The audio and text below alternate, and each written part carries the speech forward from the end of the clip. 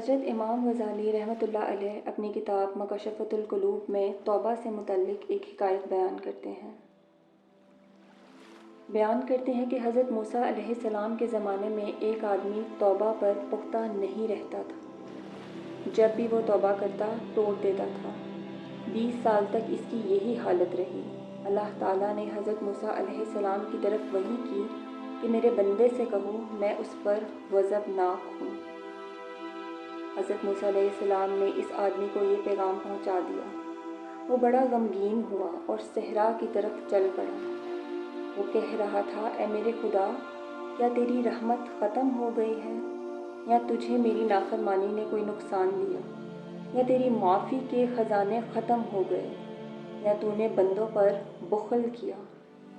کون سا گناہ تیری قدیم صفات عفو و کرم سے بڑا ہے؟ کمینگی تو میری صفات حادثہ میں ہے، کیا میری صفت تیری صفت پر غالب آ گئی ہے؟ جب تو اپنے بندوں سے رحمت بند کر دے گا تو وہ کس سے امید رکھیں گے؟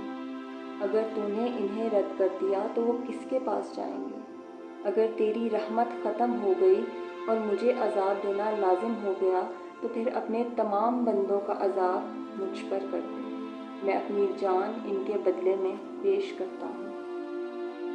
اللہ تعالیٰ نے فرمایا، اے موسیٰ، اس کی طرف جاؤ اور کہو کہ اگر تیرے گناہ زمین بھر کے برابر ہوں تب بھی میں تجھے بخش دوں گا کہ تو نے میرے کمال قدرت اور کمال عفو و رحمت کو جان لیا۔ حضور نبی کریم صلی اللہ علیہ وآلہ وسلم نے فرمایا کہ اللہ کو گناہگار توبہ کرنے والے بندوں سے زیادہ محبوب آواز کسی کی نہیں، جو کہہ رہا ہو کہ اے میرے رب، تو رب تعالیٰ فرماتا ہے کہ اے میرے بندے، میں سامنے ہوں، مانگ جو چاہتا ہے، تو وہ میرے ہاں ایسے ہے جیسے میرے بعض فرشتے، میں تیری دائیں طرف، تیری بائیں طرف، تیرے اوپر اور تیرے دل سے بھی قریب ہوں۔ اے میرے فرشتوں، تم گواہ رہو، میں نے اس کو بخش دیا۔ حضرت ذوالنون مصری رحمۃ اللہ علیہ فرماتے ہیں کہ اللہ تعالیٰ کے ایسے بندے بھی ہیں جنہوں نے گناہوں کے درخت لگائے جیسے کہ قلوب کی نگاہ ہو، انہیں توبہ کے پانی سے سیراب کیا، پھر وہ شرمندگی اور غم کا پھل لائے۔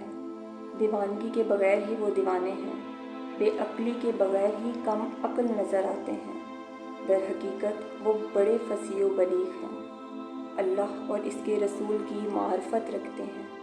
پھر انہوں نے جام صفا نوش کیا اور طویل ابتلا پر صبر کیا، ان کے دل ملکوت میں لگ کر رہ گئے ہیں، ان کے افکار حجابات جبروت میں جاری و ساری ہیں، وہ ندامت کے پتوں کے سائے میں ہیں، انہوں نے گناہوں کے نامہ اعمال پڑھ لیے ہیں اور وہ فریاد میں گر گئے ہیں، حتیٰ کہ تقویٰ کے زینہ کے ذریعے زہد کی بلندی پر چڑھ گئے، ترک دنیا کی تلخی کو شیریں سمجھنے لگے، سخت بستر بھی ان کے نزدیک نرم ہو گئے، حتیٰ کہ نجات و سلامتی کی رسی پکڑنے میں کامیاب ہو گئے، ان کی ارواح بلندی میں سیر کرنے لگی اور نعمت کے باغات نے ڈیرے ڈال دیے، بحر حیات میں غوطہ زن ہوئے، انہوں نے جزا فضا کی خندقیں بند کر دی، خواہش کے پل پار کیے، آخر کار